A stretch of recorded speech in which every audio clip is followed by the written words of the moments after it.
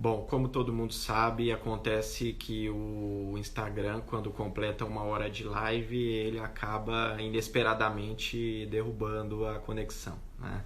Então nós vamos reiniciar aqui. Eu agradeço já as pessoas que estão entrando novamente, para que a gente finalize essa live e consiga concretizar e finalizar com a participação do professor aí. Vou chamá-lo.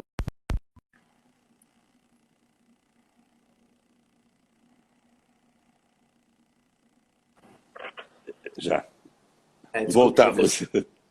Ele finaliza a live quando tem 1 hora de transmissão. Eu havia me esquecido disso, eu podia ter encerrado aquela pergunta e reiniciado, mas tudo bem. Nós estávamos com 130 pessoas, nós temos 60 já que acabaram de entrar. Vamos aguardar aí só um minutinho para que mais pessoas entrem e a gente consiga responder essa última pergunta que nós estávamos fazendo, né? Então, vamos dar um pouquinho aí, mas já agradeço que foi de extrema participação aí. Essa ideia é muito interessante da psicóloga Cíntia Boscovitch, que é coordenadora dos encontros psicoeducacionais no Gruda.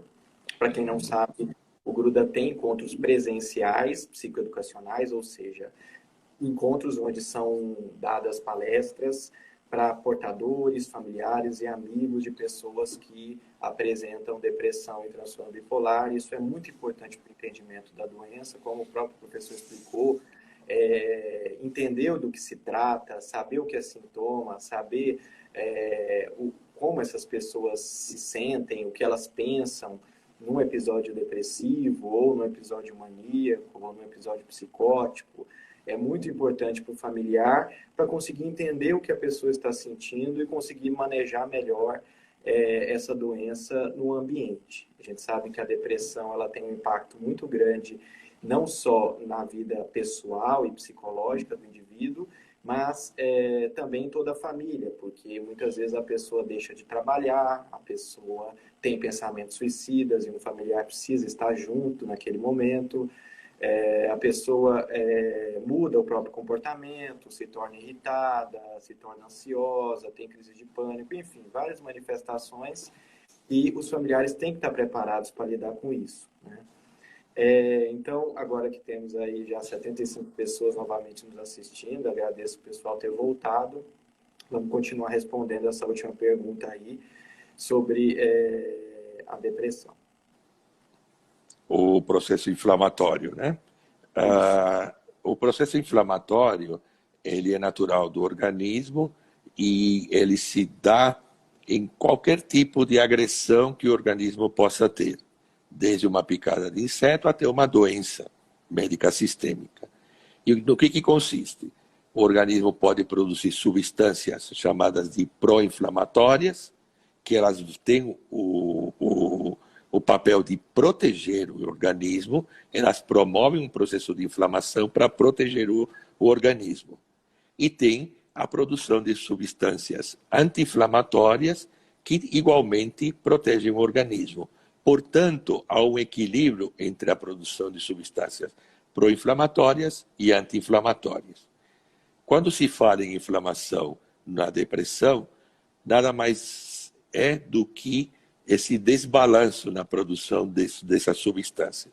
Então, se a gente fizer uma medida de algumas substâncias pró-inflamatórias, a gente vai observar que elas estão aumentadas de uma forma anômala, e elas se mantêm por muito tempo, por algum tempo. É isso que nós chamamos de inflamação como doença inflamatória.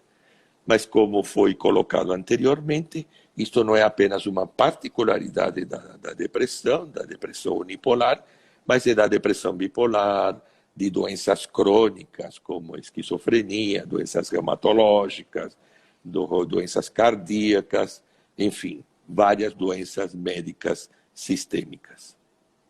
Né? Hoje, cada vez mais, tem se visto que as doenças crônicas elas têm um arcabouço de fundo, um funcionamento de fundo que é a inflamação, né? Então, a obesidade inflama o organismo do indivíduo, a diabetes, hipertensão, doença cardíaca, então, pessoa que infartou, pessoa que já teve AVC, né? Então, por isso que muitas dessas doenças acabam acontecendo em conjunto, porque uma acaba sendo importante para o aparecimento da outra, né?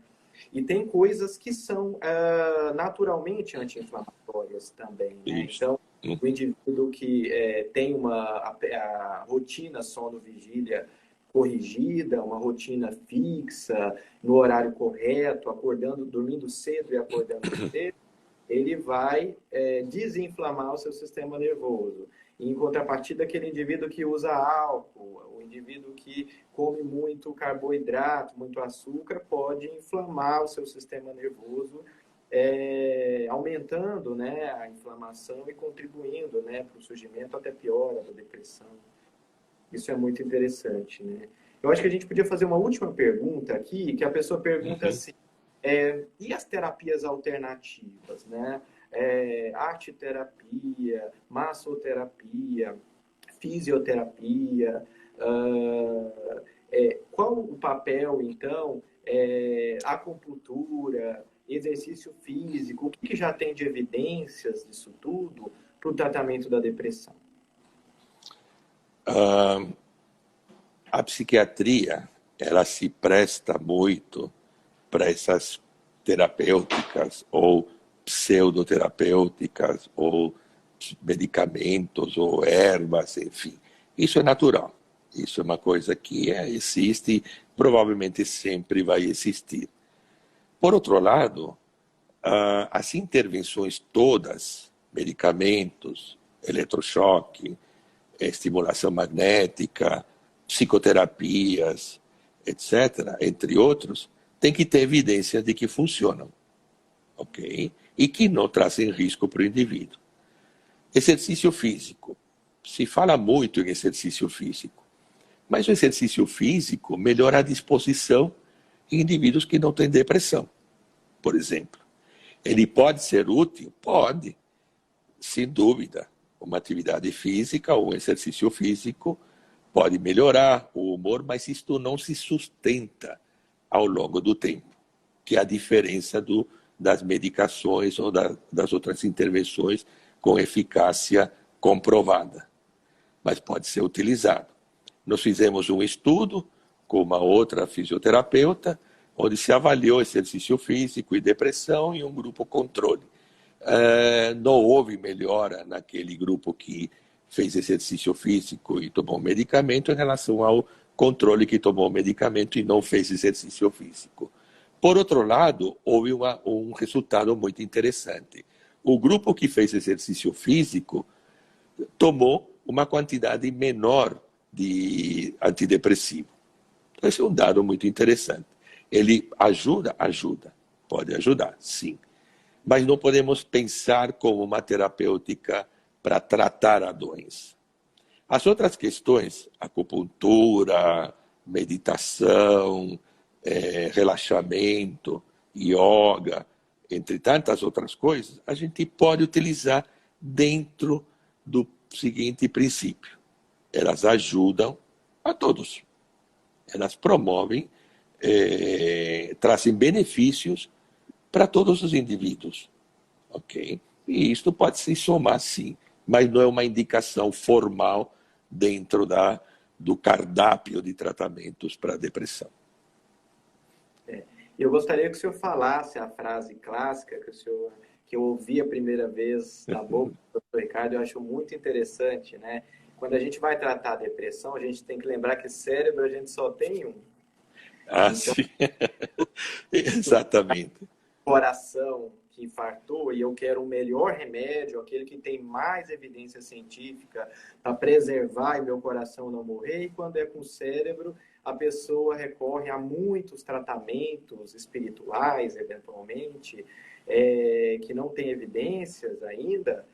Pode ser que até tenha no futuro, basta fazer estudos para isso, mas a pessoa não pensa no cérebro como no coração, né? Exatamente. Nós precisamos ter muito cuidado, né? Porque nós temos um cérebro só.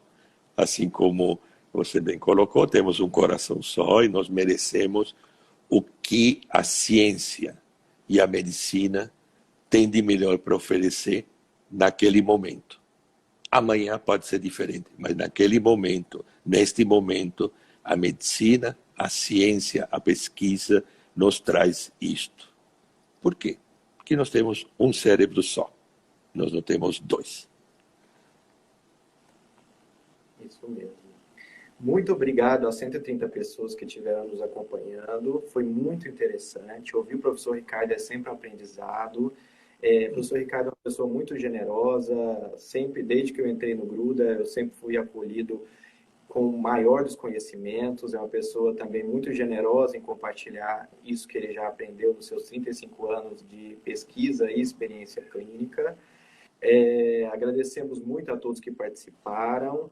O Gruda vai ter palestras lives, né, psicoeducacionais, todas as quartas-feiras às 20 horas e os sábados às 16 horas. Eu queria, então, que você, professor, mandasse um último recado para as pessoas que têm depressão, quem tem um familiar, Okay. antes da gente encerrar. Bom, antes de mais nada, eu me sinto muito honrado, Diego, por poder participar nessa live e com você. Também me sinto muito honrado pelas 130 pessoas que participaram, que fizeram perguntas, etc. Espero ter podido atender a algumas das expectativas. E, assim, depressão é uma doença, é um problema médico, problema que pode ter aspectos psicológicos, de vida, situacionais, pandemia, etc., etc., mas não deixa de ser um problema médico. Tem que tratar? Tem. Os tratamentos são eficazes? São. Se não tratar, o indivíduo perde. A pessoa perde. E ela perde muito. Não somente pelo sofrimento, como também pelo sofrimento, pelo desgaste do organismo, entre tantas outras coisas que podem acontecer. Vale a pena tratar, sim. O potencial tratável da depressão é muito bom. Muito obrigado a todos. Mais uma vez, obrigado, Diego. Obrigado a todos. Muitas perguntas que eu pulei vão estar sendo contempladas nas próximas lives. Então, transtorno bipolar, hipomania, ketamina, aspectos cognitivos no transtorno bipolar. Então, assim, vocês chequem aí os horários, os dias e os temas, que com certeza vários desses assuntos também serão abordados em mais profundidade nas próximas lives. Um bom final de semana a todos. Se protejam e tenham um ótimo fim de sábado. Até mais, professor. Até mais. Se cuidem. Tchau. Tchau.